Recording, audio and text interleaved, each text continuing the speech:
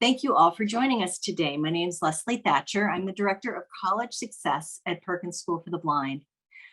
We are starting the first of a 4-webinar summer learning series. As I noted, students with vision loss, college, and transition. Today's discussion will focus on the big idea, the state of college readiness for students with vision loss. We look forward to exploring this crucial issue with an extraordinary set of panelists today and in future sessions that we'll remind you about later on in this webinar. First, a couple housekeeping tips. This is being recorded, and eventually you will get a link to this recording and other recordings for the rest of the seminar series. We would love for you to engage. The virtual world allows us to reach far and wide, and there's an enormous range of folks registered for this panel. We ask that you engage in this through 2 modes. Q&A is for, you got it, questions and answers. Those would be questions and our answers, either directed towards panelists or towards this group at large. They may also be held for our Q&A session at the end of this particular panel today. The chat feature is one that we invite you to start participating in now. Introduce yourself, let us know where you're from and what organization you're representing. If you're a family working with a student, let us know the age of the student. It helps us understand the folks in our immediate audience, and it helps tee us up to have relevant comments as the panel goes on. Our staff will manage the Q&A and tee questions and answers out as time goes on. So please engage, please connect. Thank you, Marciala, for launching that. So as I noted, this is accessible via closed captioning, available throughout this particular panel and the whole summer learning series. And it's accessible in your Zoom toolbar and at the bottom center of your screen. All right, let's get this started. So a little background about how we all landed here today. 6 years ago, Perkins School for the Blind began to investigate the deep drivers behind the concerning statistic that many of us know, that approximately 60% of students with vision loss who attempt college do not complete their college degree. A corollary fact to go along with that is studies also show that up to 70% of students with vision loss who attempt college within 8 years of high school graduation. Those are interesting statistics that suggest all sorts of things that we could perhaps explore a little today, that I think about a lot, but that really informed why I wanted this panel at this time, to help us understand how we can better advise our students and understand what the state of college is nowadays. We've created programming here at Perkins designed to target some of these challenges. That also informs the design of this particular summer learning series, and certainly any conversation any of you wish to have, we want to talk about this. We've also created a wide range of collateral resources that we'll introduce at the end of this panel to help you provide better guidance and advising to your students, your own children, or your clients that you're working with in different agencies. So to focus on our summer learning series, this is the 3rd year Perkins has launched significant programming and discussion around this college readiness crisis. We need to understand better what our students are aspiring to do when they say, I want to go to college. And we want to help them make realistic plans to help them successfully transition to whatever that post-secondary plan or goal is. It may take more time, it may take a plan to develop more skills, but as a practitioner with myself with over 30 years of experience working in the college prep world and college admissions, I can tell you that things have changed a lot, and that assumptions we might instinctively make about what they need to do or what college might be may or may not necessarily be up to date. I do this professionally, and it's hard to keep up. Our series will unpack that and help us all begin to explore how we can more appropriately respond to students who say, I want to go to college, with answers and information that will help them think critically about next steps that they need to take. Think about this. The world has changed radically in the last 20 years, not to mention the last 2.5. The iPhone has come into our world, personal computing devices, many of which create whole new worlds of accessibility for students learning with vision loss, are adding access points for literacy, but it's also adding layers of skill development that our students sometimes may or may not have the chance to really develop alongside their typically sighted peers. We also have web-based everything, right? Think about web-based health portals, web-based learning management systems, and so on. These create new demands in the college setting.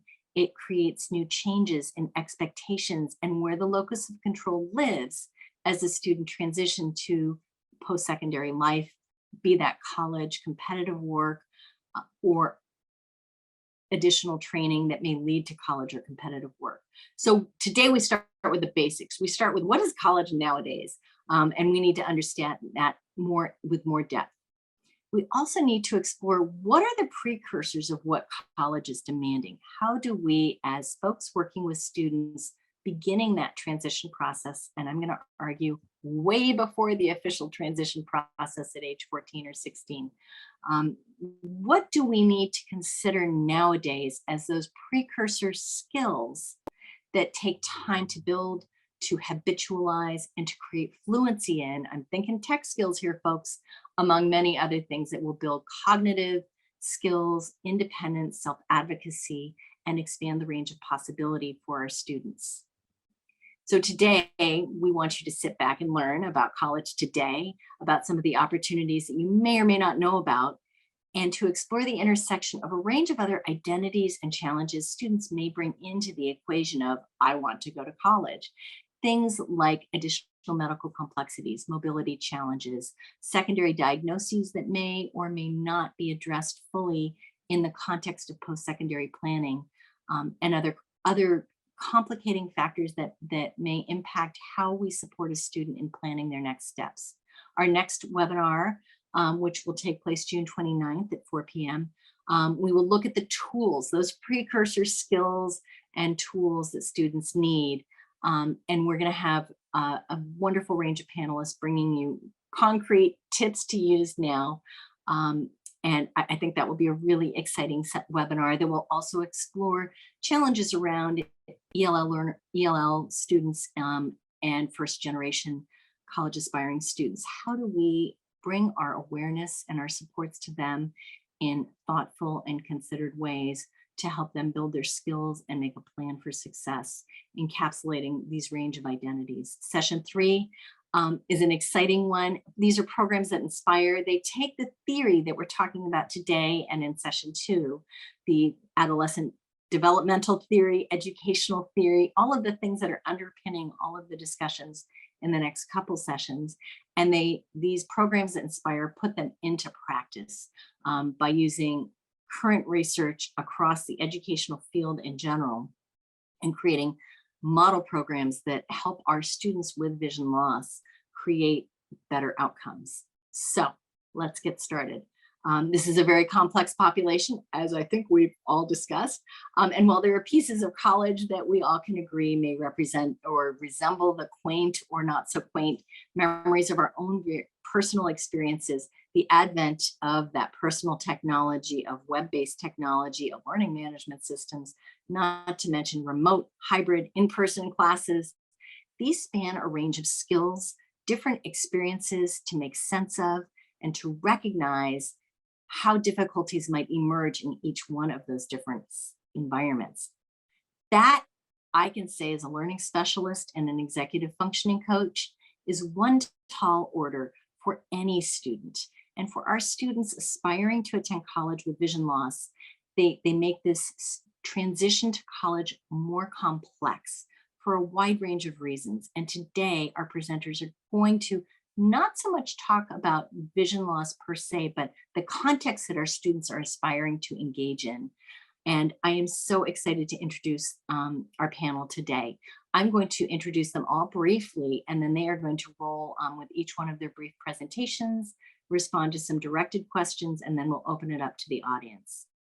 First, we'll have Angie Hall, Director of Accessibility and Disability Resources at the University of Toledo, speak about what is a disability service office and what are the expectations that a student needs to understand going into that college world, how they may be different from what they've experienced in high school.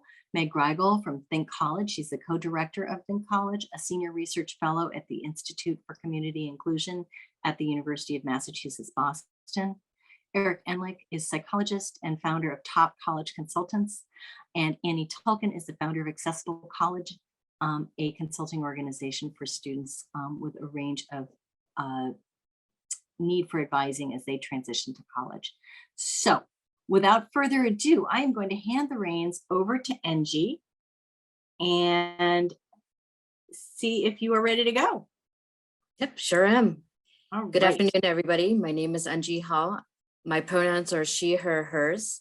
I am a blind individual, so I am coming at this from many angles. I was a student once, went through college, and now working in the disability office and also doing ADA accessibility work campus-wide. So my hope is that we can have a great discussion about what it takes to bridge that gap for students who are transitioning from K-12 into higher education as an individual with vision loss. There is a legal component here. There are two laws, one that exists in K-12 and then one that is more applicable in higher education. K-12 is IDEA, Individuals with Disability Education Act. And then in higher education, it's the Americans with Disabilities Act. And both of these settings also have Section 504 of the Rehabilitation Act. Now, it is different sections of the Rehabilitation Act, but it is the same law that provides protection.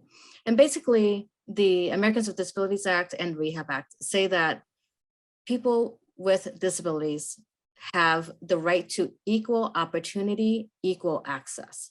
So that's different from high school. From high school, where it is you have a right to education.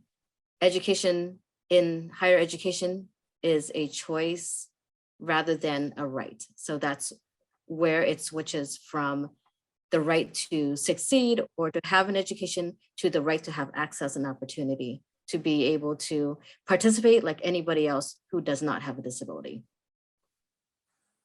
Accommodations support success. So in K-12, there's more language around really maximizing success. And in higher ed, the message changed a little bit to say that, yes, accommodations and access are in place, but they're there to support success, not to guarantee success.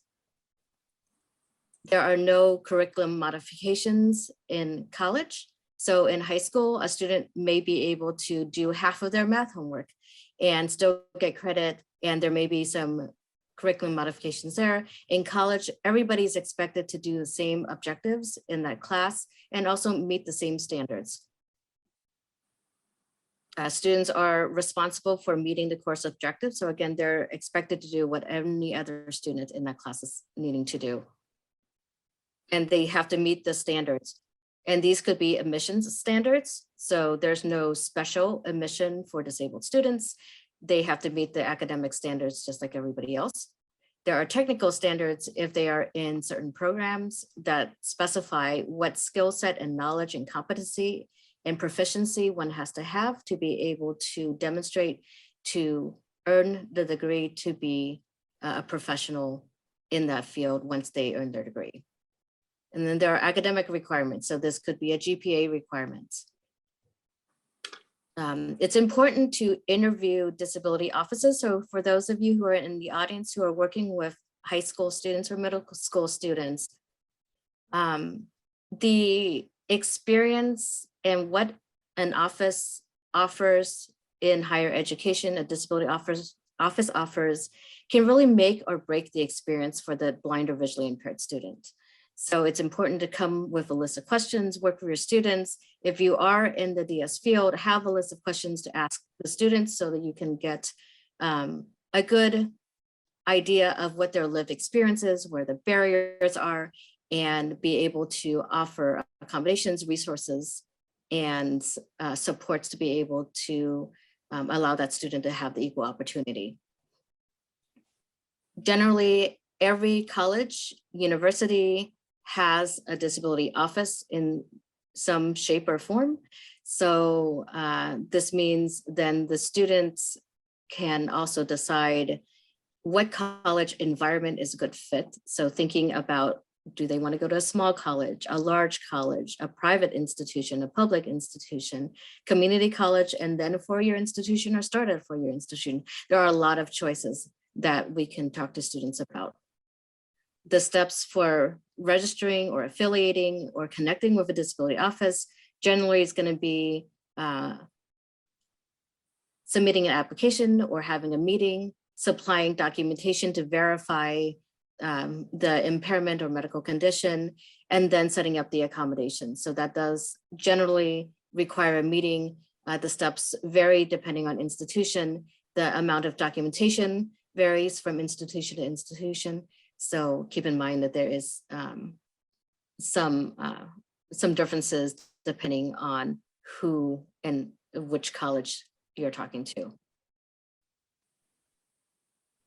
So preparing students to talk about what they use, what's helpful to them, resources. One way to do that is to have students attend IEP meetings when they're in high school, when they're in middle school, so that they get used to talking about how they navigate the world, how they interact, what barriers they encounter, and ways that work for them to navigate through those barriers and to be able to perform academically or to have the independent living skills necessary. What technology do they use? Do they use screen readers? Do they use Zoom, note-taking device? Are they an Apple user? Are they a Mac user? Are they a PC user? Technology is the single biggest equalizer when it comes to access. It is crucial that students have good technical skills, because that is going to tremendously contribute to success. Some of the areas to think about, so testing environment. So how does a student take a test? What accommodations and tools do they need to be able to take that test? Note-taking, so every college student goes to class, they take notes, there needs to be a system in place. Most of the time it is not useful to depend on a human note-taker unless it's a paid note-taker put in by the disability office. It's better to come up with a system that's going to work for the student, because if you're at the mercy of a note-taker, they may take notes that aren't going to be helpful, or you have to figure out what it is that they were trying to say when they were taking the notes. So having a system that works and allows for autonomy and independence is important for the student.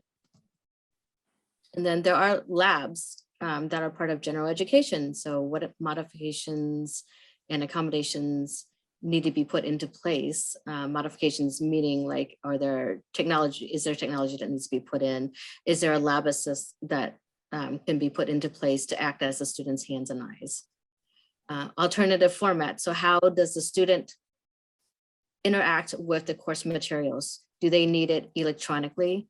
Do they need Braille as a format, or large print, or electronic to use with large print or electronic Braille? An important conversation to have with the students. And we want to also address all aspects of the college experience, right? Our students are not only in college to get a degree, they spend 12 to 15 hours in class, probably another 20 hours outside of the class studying and doing homework. But then there's lots more hours of the day where they may be involved in activities or just engaging in that college experience. Things to think about: living on campus or commuting to campus. What does transportation look like on that campus and also around that campus? Does the student want to use a dog or a cane while they are at college? Where is the proximity of where they live to the dining facilities? Well, how about laundry and accessibility in doing laundry? And then activities, taking a look at being connected to student organizations. There's generally going to be a list under the student involvement website, and a student can choose which activities they want to connect to. That sense of community is very important. It may be helpful for students to connect with Blindness Organizations, have a mentor who has gone through and experienced college as a blind or visually impaired individual. So I think that there are lots of opportunities for us to provide to our students so that they have a better experience and that they're not shocked into the college experience because it's so different from the high school experience. So I'm going to hand it off to Eric. Thank you.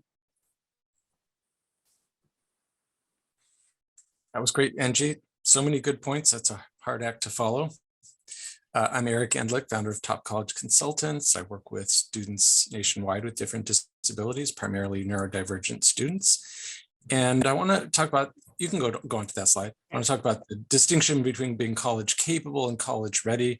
There's so much focus in many towns and many communities on getting into college and getting into certain colleges, and is this student good enough to get into this college, that it's easy to lose sight of whether the student is ready for college. So if a student is doing well academically in high school, getting good grades, especially in higher level courses, AP, IB, honors, accelerated, dual enrollment, you can be fairly confident the student's ready to handle college level academic rigor, but that doesn't mean that they're ready for the independence of living away from home at college. And that's what we really want to be sure of, because of the unfortunately low graduation rate for certain populations. We want to be sure that when they go to college, that they're ready and that they're going to be able to get through and get out, not just get in. Otherwise, it's not only a big waste of time and money, but it can be really devastating to their self-esteem. You can go to the next slide.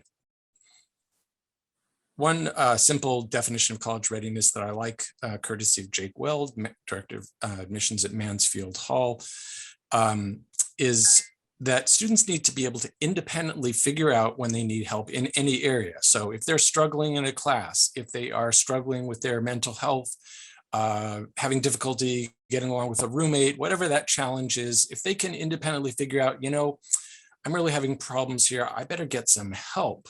I better talk to my professor, get a tutor, go to the counseling center, talk to my academic advisor or the RA. If they can do that independently, seek out services and persist despite obstacles. Maybe the first attempt, the professor wasn't there when they thought they were going to be there, or whatever the challenge is, they need to persist, even if they run into obstacles, a glitch on a website. And once they've accessed those supports, whether it's counseling, advising, tutoring, they need to apply what they've learned. And if they can do all of that independently without parents or professionals intervening and telling them that they need to do that, then they're probably in reasonably good shape to start college. You can go to the next slide. And I'm not suggesting when I talk about college readiness, by the way, that all students in college or all successful students have mastered all of these skills. This is just sort of an ideal to shoot for. NG already talked about a number of differences between high school and college. One in particular that I want to underline is the decreased structure and the increased amount of free time that students have. So students in high school typically have a very structured day from the time that they get up in the morning, or perhaps their parents get them up in the morning, all the way till the end of the day, through school, after school activities, whether it's test prep or band or sports, whatever it might be, homework, all the way until the time that they go to bed, and perhaps their parents are telling them to shut off their phone and go to bed. Lots of structure in college, being away from home, taking fewer courses. There's relatively few hours, and there's a lot more hours that are unstructured. There's still things that students need to do. There's still assignments they need to do, and they need to eat and take care of themselves physically. But there's a lot more on the student to take the initiative to do what needs to be done. And so that's something students really need to be aware of, making that transition. You can go to the next slide. So I like to break it down to three main areas of skills. I'm not going to go into these in detail. I do hold talks just on college readiness. But the first is self-awareness. So students need to have a sense of what their strengths are and what they need help with, or what they need to work on. You can't really get the help unless you know that you need the help in the first place. And that applies not just to what subjects are you good at, but how are you with managing conflict? How are you with taking care of your health? all the things you need to do when you're independent. How are you with managing money? And it's okay if you're not good at certain things, as long as you know that, and you know when you need to reach out for support and help. And then that's the next step, is once you're aware of that, to be able to step forward and ask for help, seek out those resources, schedule appointments on your own. Typically in high school, parents are really, carting their kids around, making their dentist appointments and other kinds of appointments, but students are going to need to do that much more themselves when they're in college. So high school is a time to start working on those independent skills. And then managing their time, as I mentioned before, managing their energy level, their reactions to things, their daily life skills and so on is critical as well. Let's go to the next slide.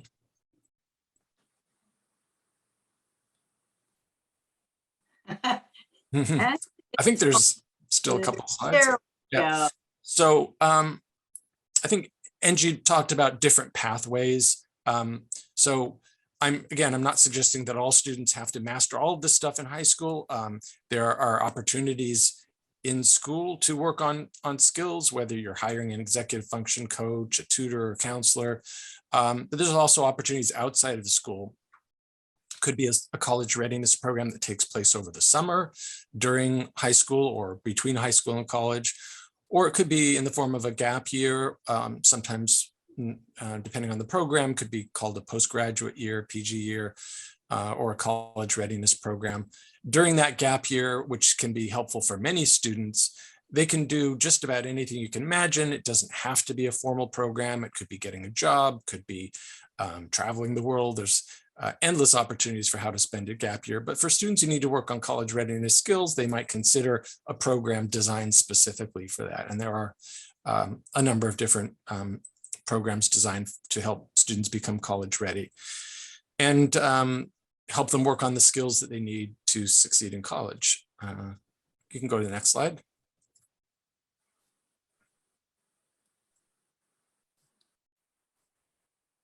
Hello, come on. There we go.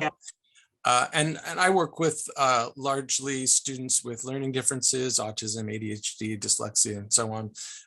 And many of them benefit from learning support programs in college for that population. In some cases, there's an additional cost for those programs, but by going to a college that offers that kind of program, they can have their services kind of coordinated and stitched together more coherently than putting it together on their own. If it's an autism support program, there may be a component of social activities, social skills, coaching. Some students will engage in these programs throughout college, and some of them will just do them for 1 year, just to kind of get their skills under them and be more independent after that. Do I have another slide, or is that? Nope. Okay. I would, I don't really want to just hear myself talk. I would love to hear folks' questions and respond to concerns that you have. So I will pass it on. All right, Meg. Hi, everyone. I'm Meg Griggle, and I'm thrilled to be able to spend some time with these awesome leaders and talk about my favorite thing, college. I am from Think College at ICI UMass Boston. I don't live in Boston, so if you have a friend there, I won't know them. And I think it's great that we're talking about college across the board. And obviously, Think College our expertise is related to college options for people with intellectual and developmental disability. But many of the lessons we've learned about supporting student success to think about, plan for, enroll, and succeed in college have similar pathways and problems for people with other disabilities. So I think that's part of the reason Leslie and Annie and Angie and Eric kind of looped us all together. So hopefully I can hit on a few of those today. You can go to the next slide. I wasn't sure we needed title slides. So if you haven't heard of Think College, I encourage you to check us out, thinkcollege.net. It's a national technical assistance research and evaluation center solely dedicated to improving and expanding inclusive higher education for people with intellectual disabilities. So we have 2 national centers. We have a multitude of other research projects with a central theme from elementary school through post-college on preparing people with intellectual disability to go to college. Next slide. So one of the things I think has really changed, and when Leslie talked about the landscape of higher education and what does it look like right now, there is a huge change when it comes to providing access to higher education for people with other disabilities who hadn't typically traditionally gone to higher education. This chart shows you the growth pattern over the last 18 years. 2004 was kind of the first time we really even tried to grapple and gauge how many people were going. But programs are changing all the time. And if you go to the next slide, you'll see that even since I made that graphic, the numbers have changed, because right now, as of April 2022, there are 314 programs available that are enrolling students with intellectual and developmental disabilities across the country. Some states have only one program. Some states have as many as 18. In Florida, they have 27. They have a huge amount of funding in Florida to support program development and scholarships. But I think the takeaway for this is the landscape is changing, and higher ed is coming to the table to be responsive to the diverse learning needs of people with varying disabilities. And I think that's the takeaway for all of us, to know that it is possible to change what higher ed offers. And, 20 years ago, disability services offices were not ready to serve students with ID because they didn't understand students with ID had the capacity to come to college and be successful. So I think that has changed significantly as well. Next slide, please. So just to give you a real quick thumbnail sketch, because I think some people's understandings of the college programs for people with intellectual and developmental disability may be based on some old knowledge, or they may not have visited some of them recently. The college programs are authentic. They are legitimate. That's the other thing I want people to understand. They may have alternate admissions process and requirements depending on the college or the university. They accept students who are non-degree seeking, and students do not have to have a high school diploma, pass an ability to benefit test, or be seeking a degree to go to these programs. And that is a huge learning curve, I think, for people who are preparing college-going students. They are varying length. Some are 2-year programs, some are 4-year programs. Most have an established course of study that result in a credential. It's typically a certificate. Now, I'm not saying there are some students with intellectual disability who have attained an associate's degree, but I wouldn't say that's the norm. Courses may be audited or taken for credit. We've seen both pathways. The audited option is probably a little more prevalent, but 50% of the courses that students in the United States take are for credit. So they can take classes for credit and earn grades. They may be approved by the Department of Ed, the federal student aid, to receive Title IV funds. So federal student aid, again, there are eligibility requirements related to that, but they don't have to have a high school diploma or be seeking a degree to get federal student aid. So that's a really big deal. And then they have varying degrees of inclusion. If you are familiar with Think College, you know that we are big proponents of inclusion. Our Think College standards, quality indicators, and benchmarks really propose that inclusive access is primary in creating supportive and effective academic options for students with ID. But ideally, their college experience looks like everybody else's. They're taking some classes, they're working at a job, they're navigating the campus, they're learning how to grow up, making some mistakes, and getting ready for that next stage in their life. Next slide.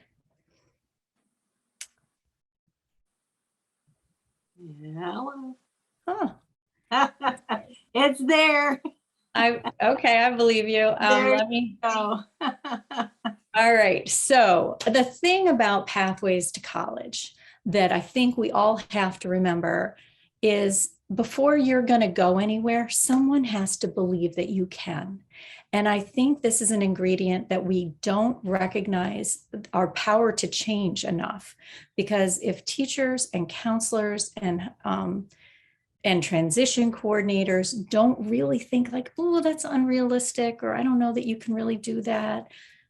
You're not going to get access to the college fair. You're not going to get access to the college night. You're not going to talk to your counselors or your therapists about what you need to prepare for and learn to be successful or self-advocate, like Eric said.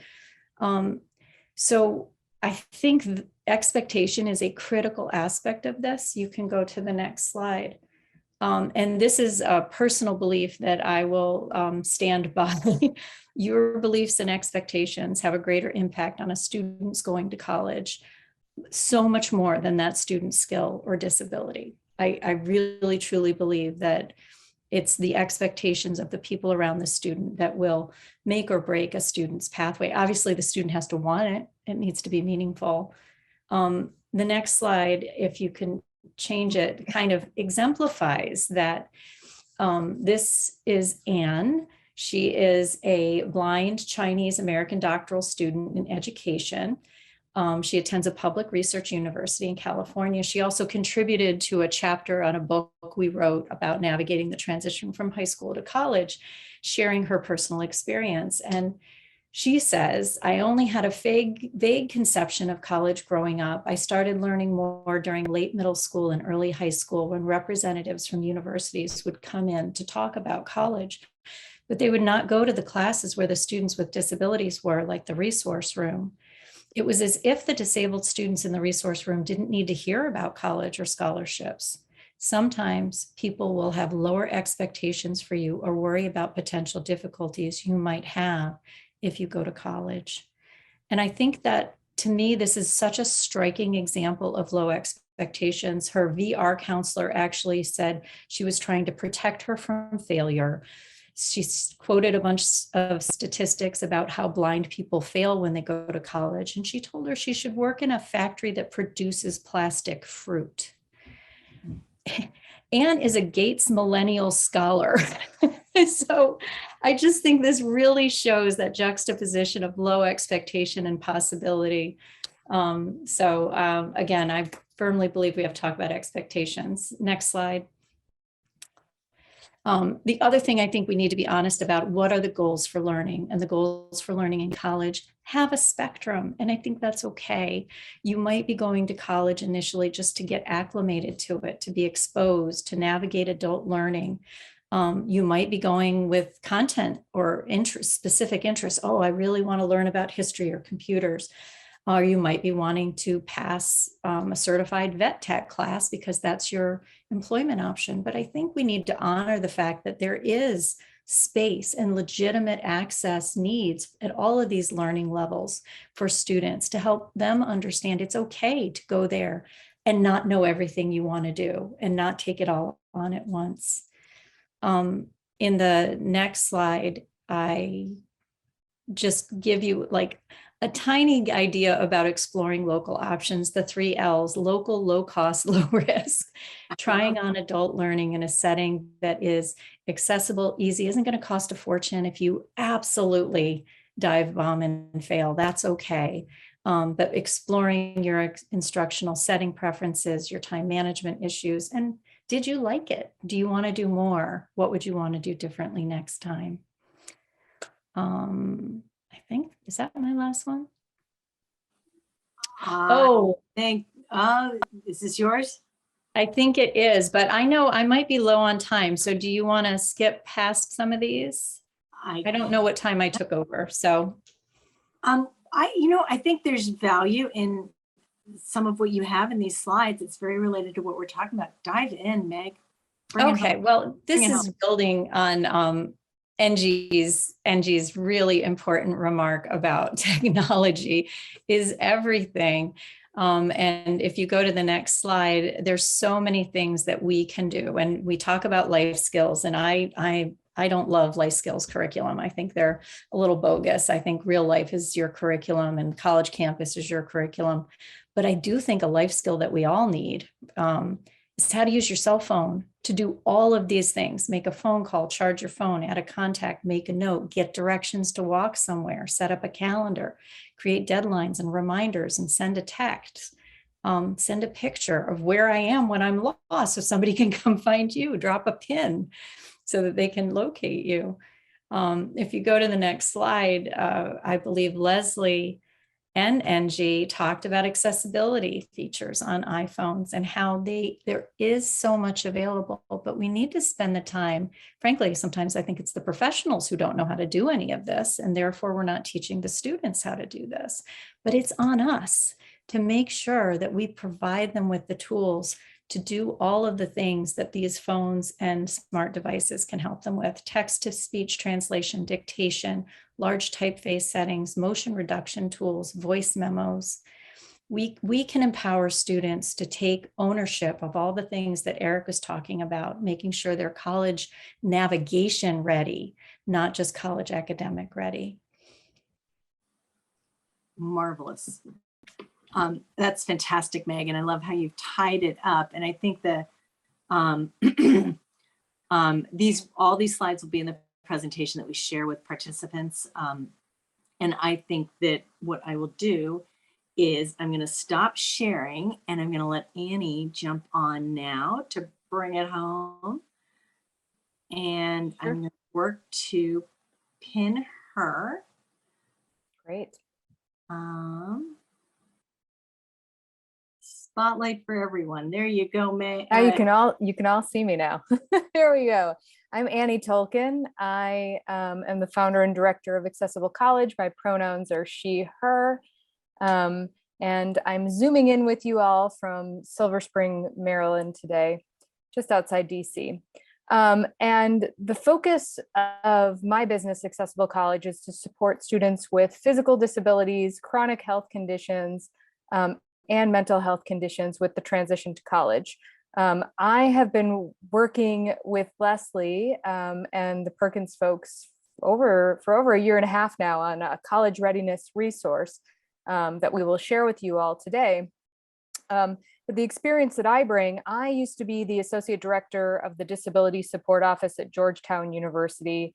I was there for about 6 years. I worked with students with physical disabilities, chronic health conditions, undergraduate, graduate, and medical school students. And I supported students with the housing accommodations process and with the general accommodations process.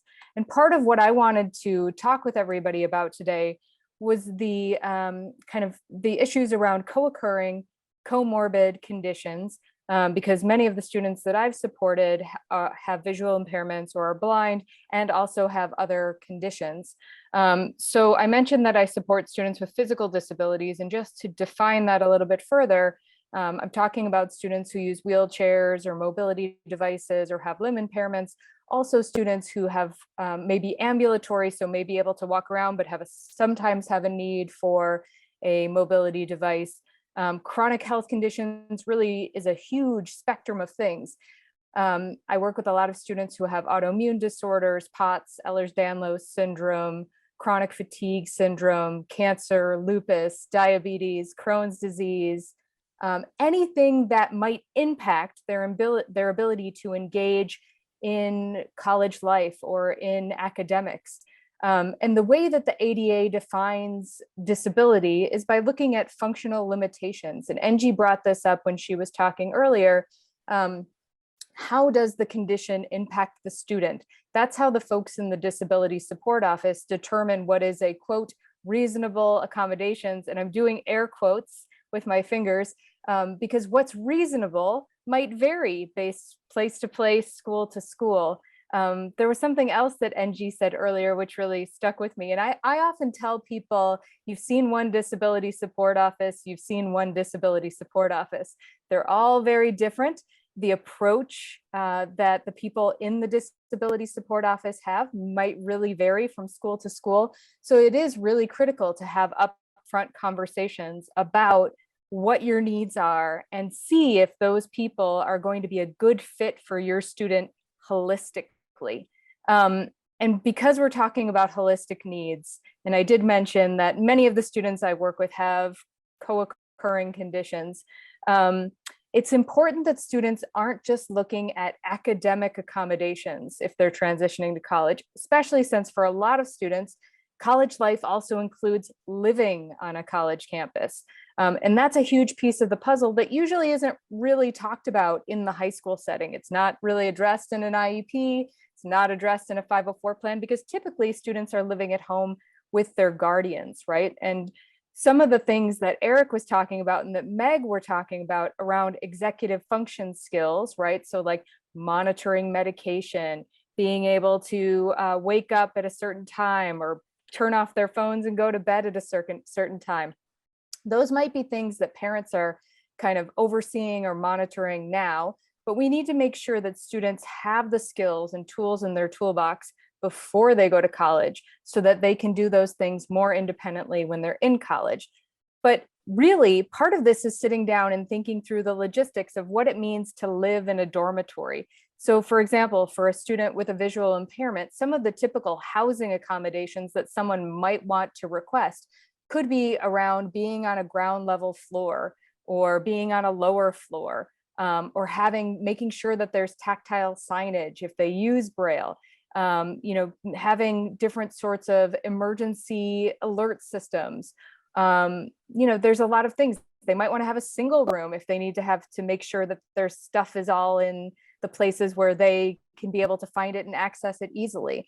If a student has a chronic health condition, let's say they are visually impaired and they have Crohn's disease, which is a gastrointestinal issue, they might also need to have a private bathroom. And so that would be an accommodation request that the student would make. Accommodations also apply to dining. So students who have food allergies, or if they have celiac disease and they are gluten-free, usually those accommodations run through the dining services department, maybe alongside the disability support office. But again, the way that schools arrange that is a little bit different. The housing piece can be different too, because housing accommodations typically go through the disability support office, and the disability support office works with the housing department to see if there is a space available that will meet that student's needs. But this is where, it's really important to think through all of those pieces and to make sure that we're thinking about students' needs more holistically so that when they go to school, they have what they need. One of the things that also came up, and Angie mentioned this when she was talking about how disability support offices do things, specifically when we're talking about students with visual impairments.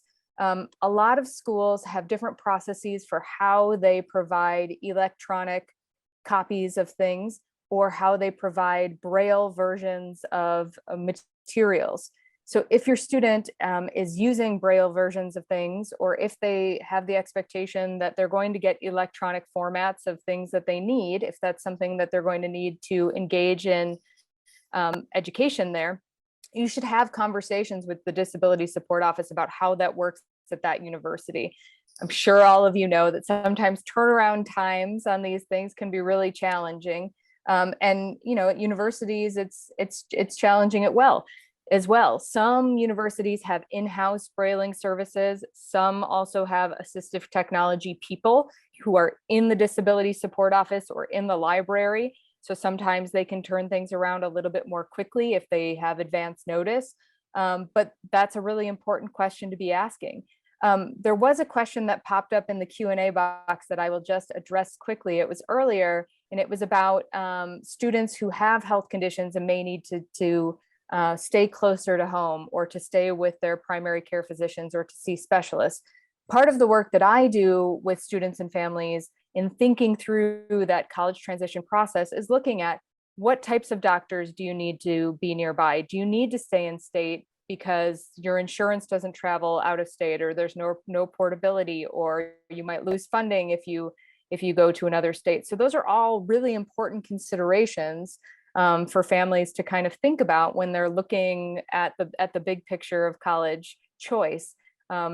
Ironically, most of the students that I'm working with aren't thinking about those pieces. They're thinking about going to the beach or being at a Big Ten school where they want to go to football games. So we do kind of need to also just bring students into the conversation so that they better understand the shadow work that their parents might be doing around doctor's appointments, around medication management, and things like that, because sometimes students don't realize all the work that is going into keeping the trains running at home. And it can be a really revelatory process to engage them and have conversations about the things that their parents or their guardians are doing to keep things running smoothly. So that's a really critical piece of this transition process. I will stop there and I will hand it back over to Leslie. Awesome. Thank you so much, Annie. I'm going to work on shifting back to the gallery view and pinning myself. We're going to be add spotlight. There we go. I am, no, I did that wrong. This is where you're seeing my not so great skills, remove all spotlights. All right, I'm going to talk. And we have some questions we developed. And I'm encouraging the audience to begin to think about your questions, but we teed some up to prompt conversation with our panelists. And I'm going to kick it off here with a question to Angie. So are you ready, Angie? Yes. Awesome. Okay. In your experience as the director of a disability support office, where do you see students with vision loss? And we're going to, pivot to really bring that focus back to the population that Perkins serves and that we're considering today in the state of college readiness. What are some of the obstacles that you're seeing students encounter when they come to your school with vision loss? Yeah, I think that back to technology being important. If a student doesn't have the skill set, because not only do you need to be proficient in using Microsoft Word and Excel and PowerPoint and Outlook, you also need to be pretty proficient when it comes to either using Fusion, which is a combination of Zoom and screen reader tech, JAWS, or you just only use Zoom text, or JAWS, or a combination of other adaptive technologies or assistive technologies. Yeah. And really, like, if somebody comes in with the skills and know how to Google and get the information, because there's really so many commands that one has to learn as a screen reader user or as a screen enlargement user or using electronic braille, that takes a level of proficiency when it comes to just understanding the assistive or adaptive technology. But then you add another layer, which is what everyone else does, which is get to know the different softwares, right? And each software has different commands and different views, right? So the more practice that a blind or visually impaired student can have, the better. The other piece that I've seen students be a little bit surprised about is the independence piece, right? When they were at home, they were able to travel with their family members or with friends, and getting around was not a difficulty. They get to a college campus, they're living on their own, and suddenly it's, oh my goodness, I need to make sure I have my orientation and mobility skills to be able to navigate campus. There are multiple options for dining. How do I access the menu? Is it available online? Do we have Braille menus? So really the world changes because there's not automatically somebody there to assist. So I think for students and for professionals working with students with vision loss, it's important to have those conversations about what would you do in this situation? Conversation of how do we do this? Not about how we do not do this, but how can we do this? And what can we put into place? Thank you so much. This is Leslie again. It raises a question for me, and we haven't explicitly really driven this single point home. When a student enrolls at University of Toledo or Greenfield Community College, I see on the call, who does the advocacy and the requesting for the accommodations in that college disability service, disability resource office? There's a lot of different names in different campuses. Who is the leader in this? How does that change from high school? Let's really get that for our listeners. Yeah, sure. It does change, right? I think the assumption in K-12 is that the intervention specialist leads that process. And that's why earlier I mentioned having the student as part of the IEP meetings and any other meeting where the student can start to advocate and talk about how they interact with the world.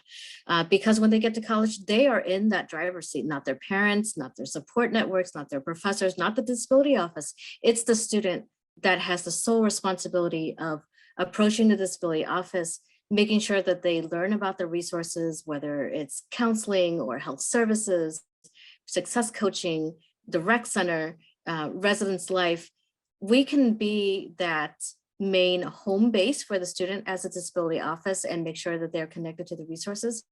But the student does need to connect with us, complete the affiliation or registration or connection process to set up the accommodations.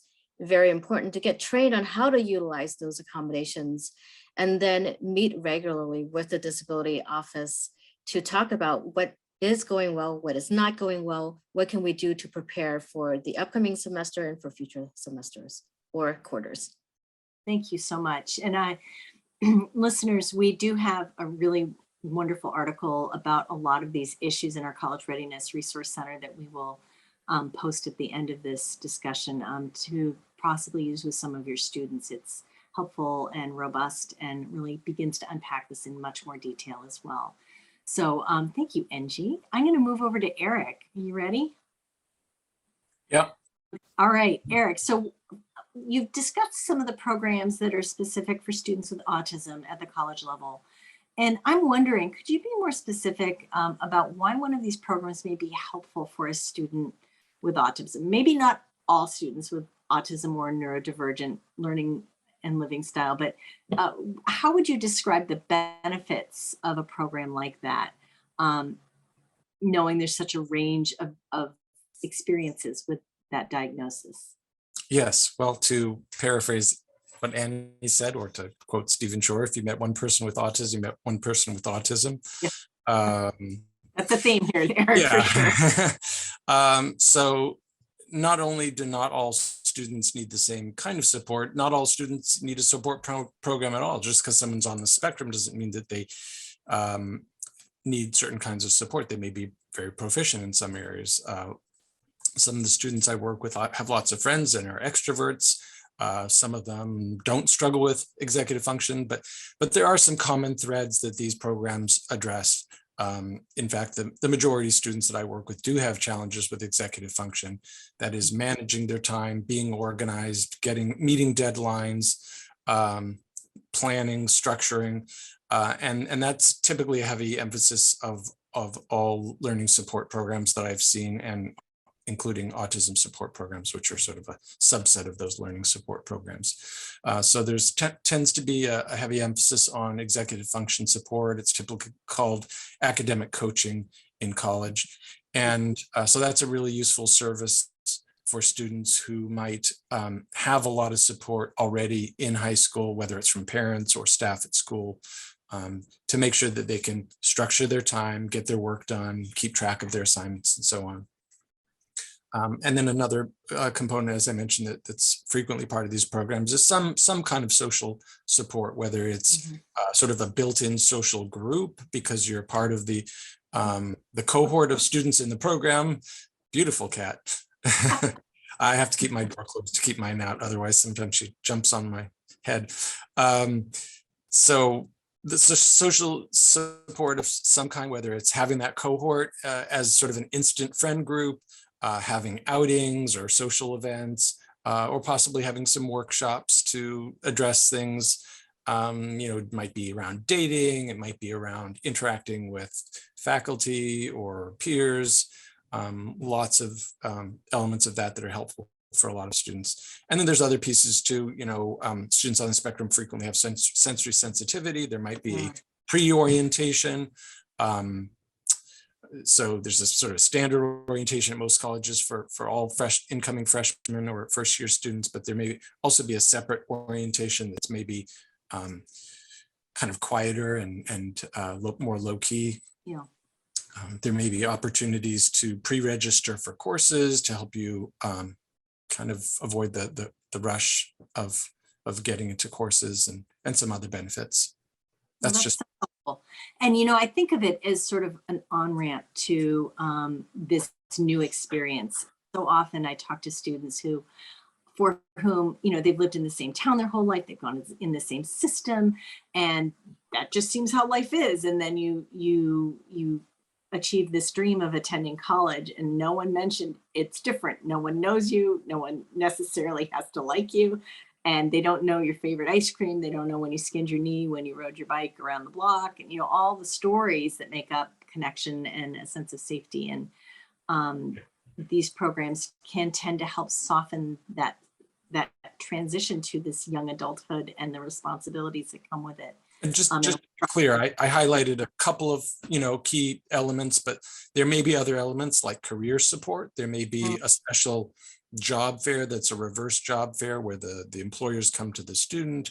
There may be special coaching on interviewing, resumes, and connecting up future graduates to companies that are recruiting neurodivergent employees. So there can be lots of benefits to these programs. That's fabulous. Thank you so much, Eric. Meg, I have a question for you too. Are you out there? Yeah, I'm right here. Awesome, there you are. All right, so when we think about these certificate programs and this opportunity to engage in a college, university, community college that may offer a program for students for whom they may not be looking for, to go cure cancer or to explore the deeper meaning of a particular research topic. And I think of the opportunity these certificate programs offer in this participation in higher education. What are some of the benefits? There's ones I can instinctively, is it just an educator to my core, go, this is awesome. But could we be more explicit about the benefits that a certificate program or engaging in some of these opportunities could be for students who may not be pursuing a full degree, an associate's or bachelor's? Sure. Yeah, I think, the first thing we have to recognize is the preponderance of people with and without disabilities who seek non-degree high quality credentials. Most of the college going public, our federal data is first year freshmen in 4-year programs. But most of the individuals with and without disability who are seeking college are pursuing a credential that is not degree oriented. So there is this huge legitimacy issue that I think sometimes there's a bit of a stigma to. High quality non-degree credentials also are generally tracked to employment. So if you are seeking a credential, whether it's in a trade or if it's the credential could be related to some general skill set for office management or for working in a particular kind of employment arena. But the things that we're finding is the credential really has to be legitimate. It has to be approved by the institution of higher education. It has to go through the typical credential development process. It has to be rigorous. There has to be documentation and accountability of skills learned that the credential exemplifies. And we've found that those students with intellectual and developmental disability, which include a huge proportion of students who also have autism, that our data see both, those who are receiving IHE approved, institution of higher education approved credentials, are more likely to have paid employment post-school. So in general, the students with intellectual disability, the rate of employment is 3 times the national average. Students with intellectual and developmental disability right now, 12% of them are employed as adults. The numbers are terrible. I mean, terrible. We understand. If you look at the long-term outcomes of students with IDD who've gone to the TIPSID programs, which we didn't go into, but it's a higher ed program, their employment rates are at 50%, 60%, 66%, 3 years out. So they're not only getting employed more, but they're maintaining their employment for 3 years out. So the change for these credentials is really the long-term success of getting a job and maybe getting out of poverty, which for anybody with a disability, that's the goal. Yeah, Wow, that's really powerful. Thank you so much. It also makes me wonder about one of the things we're seeing in running Compass and exploring this for visually impaired students is shifting mindsets, helping them transition from that assumed everything's there for me K-12 mindset to helping them transition to the I got this mindset, like I got this for real mindset, not pretending I got this, but authentically understanding the skills, authentically understanding their role and responsibility, practicing it with support and coaching, and then executing it in a job setting with greater success. Does that resonate with the data you're seeing? I think so. Yeah. I mean, like all of the skills, whether it's employment, self-advocacy, academic skills, all of them need practice. All of them need support. The onus, transitioning the onus to the student takes time. You don't magically turn 18, walk in the door of a college campus and go, let me tell you what my support needs are. Let me tell you the thing that, I like this, I like that. I need extra time on test. I'd really prefer to be in a quiet room. Like, I'm sorry, you can't expect an 18-year-old who's been given no chance to practice those skills in a real situation with a complete and utter stranger to suddenly tell them their deepest, darkest, and possibly maybe something that they're not comfortable sharing yet. I just think it's ridiculous that we think you walk onto a college campus and suddenly students are going to have those skills Yeah, without practice. I couldn't agree more. And I think that is one of the themes I'm hearing from you, Eric, Angie, Annie. There's so many layers of skills. And I even go back to Angie's initial comments about all the technology. And my question of our 32 graduates, less than half could type more than about 10 or 15 words a minute. They were not fluent on a QWERTY keyboard at all, and which impacts all the other mechanisms Angie was describing for access fluently and without real frustration. So yeah, it's about time, and that is definitely one of the themes for sure. So thank you. That was really terrific, Meg. Thank you. I'm going to pivot over to Annie for one last question, and then I hope our audience is teeing up some questions here.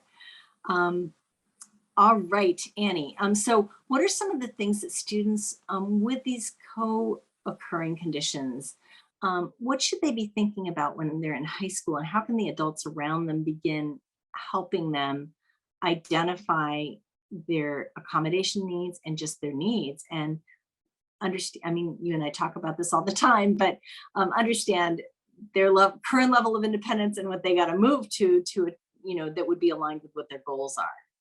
Yeah, Leslie, it's a great question. It's also a super complex question too. I want to talk first just about like what they should be considering, right? So it depends on the health condition, right? And I think, Leslie, I think you're pinned too. I don't know if anybody else can see me, but okay, I don't mind. They can look at you. I'm not. We can see you. You're right, pinned okay, on our screen. Good. Okay. And so thinking about the specific type of disability or health condition, right? So students who use mobility devices may also need to have a personal care attendant with them on campus. So I work with a lot of students who are paraplegic and quadriplegic. They also need, they may need some certain types of supports for daily living, for getting dressed, for bathing, for toileting and things like that. So that might be a piece of their consideration. Right now, there's only 2 colleges in the US that provide personal care attendant services built into their programs. That's the University of Illinois, Champaign-Urbana, and Wright State in Dayton, Ohio. At every other school, students have to hire or bring their own personal care attendant with them to college. The physical accessibility of a campus might also be something that students who are blind or visually impaired are looking at. And that could be around a historic campus, which is a nice way of saying super old and cobblestone and and maybe brick walkways or lots of patchwork. I used to work at one of those universities that is historic, so I know the challenges of being on a historic campus. But the physical accessibility pieces, thinking about, if you are using a mobility device, are you comfortable using a back entrance or a side entrance to a building when all of your peers might be going through a front entrance? And different schools are approaching universal design and architecture differently. So some schools are more physically accessible than other schools. In terms of, orientation and mobility support, there are colleges where the disability support offices will provide O&M for students who are coming onto campus who have visual impairments or who are blind. Other schools will not provide O&M support, and so that might be a consideration too. For health conditions, right? Whether it's a chronic health condition, students might want to be looking at, whether there's a major medical center nearby. How close is the nearest hospital? Are there specialists that they may need to transfer care to? And usually you'd want to start that process of transferring care the minute you sign that dotted line on May 1st and you've committed to that university, because all of us know that sometimes it can take months to get in to see a doctor. And this is specifically important for students with mental health conditions, because a lot of people don't realize that college counseling centers typically will only see a student for a handful of sessions, could be 3, could be 6, until they refer them out to someone in the community. That catches a lot of parents by surprise. They think their student can take advantage of those counseling services on a long-term basis. And at most colleges, the majority of colleges, that's not the case. They get referred out. So especially if you need mental health care and you're transitioning care, you need to make sure that you're starting that process soon. There's also the transition of medication management, right? So students, when they're at home living with their parents or guardians, that's a good time to start handing off that process of, can they fill their own prescriptions? Do they know what medications they take? Start creating those lists of medications, making sure that the students know their doctors and what doctor treats what condition and how to contact those doctors. I think Angie mentioned like having students engage in the IEP process. I think it's also important to have students engage in conversations with their healthcare providers. And that might be encouraging a student to come up with questions or things they want to talk about with the doctor before the appointment, so that when they go into that appointment, they actually have like a couple questions to ask or things they wanted to follow up with the doctor on. That's a really great way to start building those self-advocacy skills, especially if the student has an invisible disability. Because they're going to have to be sharing that type of information with the people in the disability support office. And as Meg mentioned, that can be a really uncomfortable situation. I spend a ton of time with my clients talking to them about how they're sharing their story and who they're telling what to and what information they're sharing with different people. We also do role plays and like practice that so that they get used to that. Occupational therapy, physical therapy, whatever doctors your student is seeing now, are they going to continue that care when they go away? And then I think it's also like identifying what's on those college campuses, Leslie. We talk about this a lot, but is there a disability related club on campus? Is there a disability cultural center? Not enough in my opinion, but there are about 10 universities now who have separate disability cultural centers, which is a place for organizing and activism and to learn about the history of disability rights and to engage with other students with variety of disabilities. That's separate from the disability support office. But that might, if your student is interested in learning more about disability in general and disability rights and connecting with other students, you might want to seek out a university that has clubs, has a disability cultural center that can help them, support and transition and find their group of people that they might, want to connect with. That's awesome. Thank you, Annie. She and I could talk about this all day. And I've just tossed a bunch of resources that are related to some of the topics that everyone has raised today into the chat and responded that we will include a lot of these in the information, I'm looking to share my screen again. Hopefully good. So you'll have the PowerPoint and some of these resources as well, but let's open it up for questions from the audience. Anyone out there with questions, or we covered it all?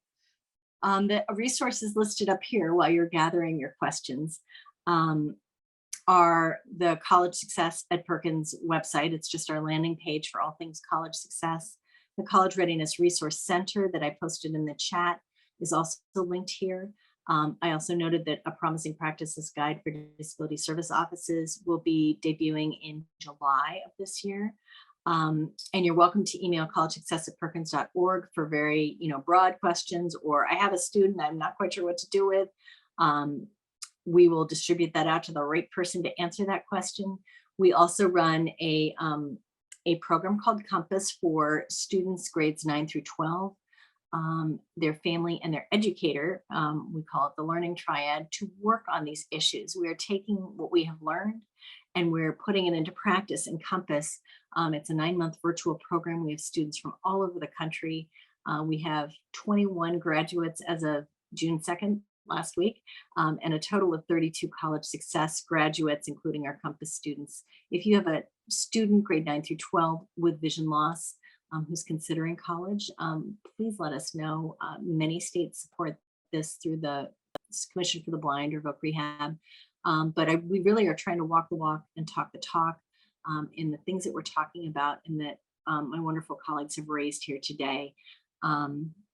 Annie, are you seeing any questions in the chat, in the Q&A? I am not. I have one question. I'd love to toss out to Angie though, to possibly to wrap up or to prompt some more discussion. Angie, do you have a minute for me to run another question by you? Yep, sure do. Go ahead. So sometimes we find that students have gone through their high school life really being defined by vision loss and not either having a secondary diagnosis or unaware of a secondary diagnosis, such as ADHD or autism or auditory processing disorder, or we could have a whole other discussion about CDI or neurologically based vision loss, which is a whole other kettle of fish, if you will. But when you have a student arrive in your office with the primary diagnosis of some type of vision loss, and then this other thing that may be more impactful really on their ability to access the curriculum or learn the skills, I think, of anxiety impacting a student's ability to organize and problem solve and utilize those executive functioning skills and so on. How can we as adults working with students address that? And A lot of it is the conversation of identity, right? How does society see me as a disabled individual? How do I see myself as a disabled individual? Or do I identify as disabled? Do I identify as visually impaired? Am I an autistic person? Do I have a learning disability? It's giving that language to be able to articulate what is meaningful and how the person feels that they can best express how they experience the world, right? So part of this is student development, right? We are working with young adults. They are not adults yet. And part of that is helping them on their journey of figuring out who they are and what it is that they would like to do, what their interests are. So I think that the conversation of like multiple coexisting medical conditions or impairments, when I think about the students that are connected with my office, there are definitely more students who have coexisting conditions than just one single condition, right? So it's not unusual for somebody to have autism and also have an anxiety disorder, or have ADHD and have a learning disability, or have a learning disability and also have a psychiatric condition or a chronic health condition. So I think we ask the appropriate questions to lead that discussion with the student so that we can gain a better understanding of how their world works, right? visual impairment, especially if somebody has a great deal of usable vision, may not be what is most impactful or causing the experience of interacting with the environment and having barriers. It could be something else. It could be managing a chronic health impairment. It could be a learning disability. It could be time management or executive functioning because there's a coexisting ADHD diagnosis, or if someone also happens to be autistic and blind. So the intersectionality piece is very important, right? We talked a little bit earlier about once you've met one person with autism, you've met that one person. Well, that works like no matter what population we're talking about, right? Once you meet that one person, you have met that one person. Once you've talked to the one college, it's that one college, right? So making sure that we take a look at how all the pieces fit together for that student to be able to engage in that conversation, to move them forward, to get them to a better place so that we can successfully give them guidance and provide them with useful information. And the hope there is that they'll have that opportunity, the opportunity to have access to opportunity to go through that educational experience, the college living experience, and at the end, meet the goals that they set out to come to college with. No, that's so helpful, Angie. And, it really, one of my closing comments notes that I made to myself that I really wanted to highlight is really looking at a student holistically. And that has been my practice as a professional, and really unpacking each layer that impacts a student's ability to achieve their goals. And one of the themes, and I suspect I might get some nods from Meg and Eric, and I certainly know from Annie and my other colleagues on this call, is it may take more time than the traditional K through 12, 18 years of tromping through the educational system that our students are layering on skills upon skills upon skills, often with things that may impact their ability to learn or integrate those skills in a system that wants to look at them as just one thing, just visually impaired or just autistic or just whatever. And so and that helps me transition to commenting on Audrey's question in our Q&A about a student who's gotten a lot of support in high school and no idea about the rude awakening that he will face in college. This sounds like a very challenging situation, Audrey, and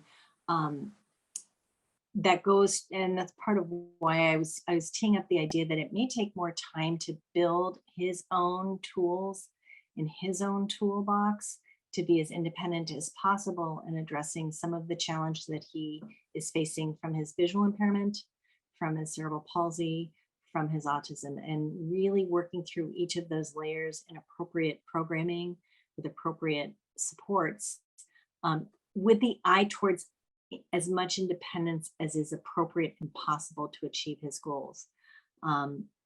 So not knowing your son in any more specific way, that those are the comments I would say. It may take some time to begin to build the skills for him to tackle college on his own terms.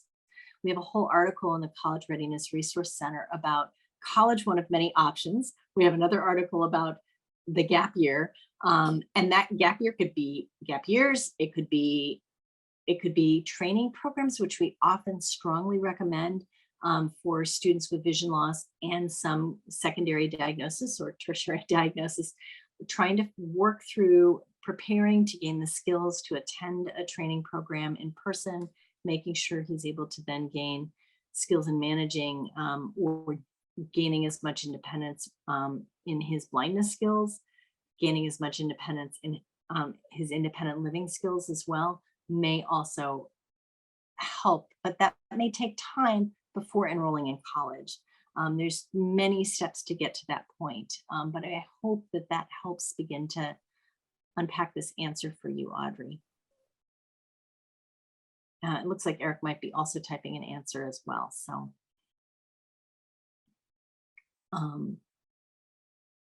other questions? I'm looking, I don't see any other in Q&A. Any others in the chat? So I am going to draw this to a close at 5:26. Way to go, folks.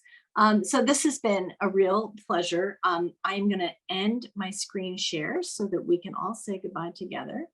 You will get this PowerPoint in the next couple days, and the recording will be processed through the people who do that, and you'll get that hopefully in the next few weeks as well. The series will continue on, and all 4 recordings will live in our college readiness resource in an article and resource there as well. So thank you all for joining us today.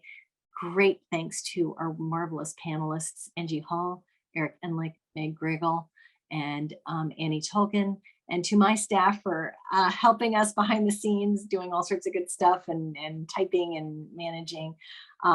Thank you all, and feel free to reach out if you have any follow-up questions. We so appreciate your time and consideration of the needs of this population. Annie's wonderful. She just popped in the date of the next one because I didn't get to our last slide. Thank you all. Have a great day.